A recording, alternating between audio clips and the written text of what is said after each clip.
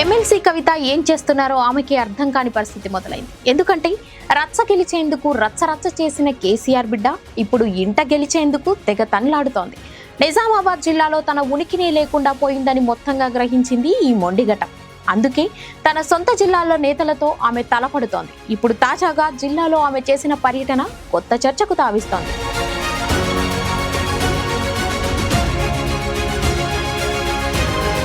శతాబ్దాల చరిత్రకు నిలయమైన ఖిలా రామాలయం సాక్షిగా కవిత మాట్లాడిన మాటలు కొంత కామెడీని తలపిస్తున్నాయి. ఎందుకంటే తెలంగాణ మాగాణంలో ఉద్యమాలకు తన కవితల ద్వారా ఊపిరులుది, నిజాం నిరంకుశ పాలనను తన కవితలతో చీల్చి చెండాడి తెలంగాణ కోటి రతనాల వీణ అని తెలంగాణను కీర్తించిన దాశరథి కృష్ణమాచార్యులను ఆమె ఇప్పుడు తలుచుకున్నారు.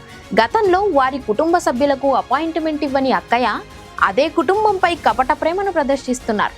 దాశరథి శతాబ్ది ఉత్సవాలను సర్కార్ నిర్వహించాలని డిమాండ్ చేస్తూనే అతడి విగ్రహాన్ని నెలకొల్పాలంటున్నారు. ఇప్పుడున్నటువంటి కాంగ్రెస్ పార్టీ తెలంగాణ సోయి లేకుండా, తెలంగాణ వాసనంటూ లేకుండా పరిపాలన చేయడం నిజంగా కూడా మన దురదృష్టం.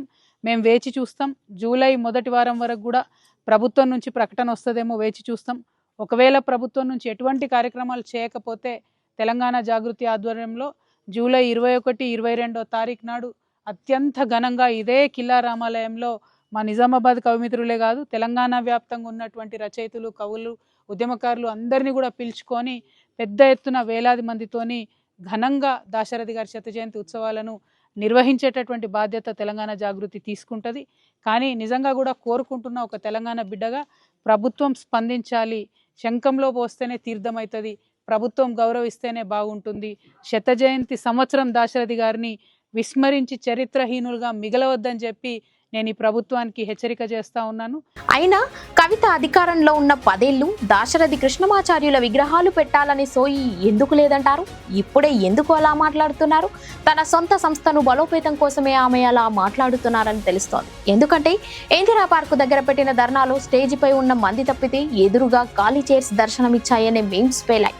ఇప్పుడు ఆమె ఇలా మాట్లాడడం వెనుక మాత్రం ఖచ్చితంగా ఏదో లాభమే ఆశించిందనే గాసిప్స్ ఇప్పుడు గుప్పమంటున్నాయి.